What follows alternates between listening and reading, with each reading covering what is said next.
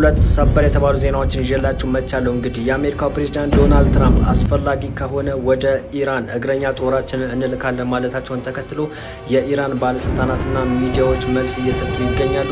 እንግዲህ እነሱን የሚያስቅ መልስ ነው እየሰጡ የሚገኙት። እንዳሉትም ከሆነ አዎ ይምጡ፣ ችግር የለውም፣ የሬሳ ሳጥናቸውን አብሮ ይዘው ይምጡ እያሉ ይገኛሉ። እንግዲህ በእግረኛ ጦር ወደኛ ከመጡ መቼም ተመልሰው አይሄዱም እያሉ ይገኛሉ። ብዙዎቻችሁ የእስራኤሉ ፕሬዝዳንት ኔታንያሁ ተገድሏል እያላችሁ በውስጥ እየጠየቃችሁ ነው።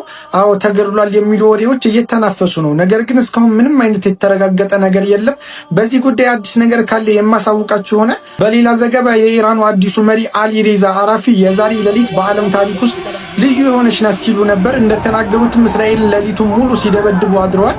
እስካሁን የደረሰ ጉዳት ግልጽ አልተደረገም። አዲስ ነገር ካለ የማደርሳችሁ ይሆናል። ቤቱን ፎሎ እያደረጋችሁ። በሌላ በኩል ደግሞ የእስራኤል ጦር እንግዲህ ለ110,000 ተጠባባቂ ኃይል ወታደሮች አሁን ወደ ስራ እንዲመለስ ወይም ደግሞ በአስቸኳይ ወደ ስራቸው እንዲመጡ እያሳሰቡ ይገኛሉ። እንግዲህ ይህም ከኢራን ጋር ለሚኖረው ከፍተኛ ወይም ረዥም ጊዜ ለሚወስደው ጦርነት እንዲዘጋጁ ሊሆን ይችላል እየተባለ ይገኛል። አዳዲስ ዜና ሲመጣ አደርሳችኋለሁ። በደም ሼር፣ ኮፒ ሊንክ፣ ሪፖስት እያደርጋችሁ አዳርሱት። ባለፉት 24 ሰዓት ውስጥ እስራኤልና ኢራን ከፍተኛ ወታደራዊ ጥቃቶችን እየተለዋወጡ ነው። እናም የዚህ ሁሉ መነሻ አንድ ነገር ነው፣ ኒውክለር ቦምብ።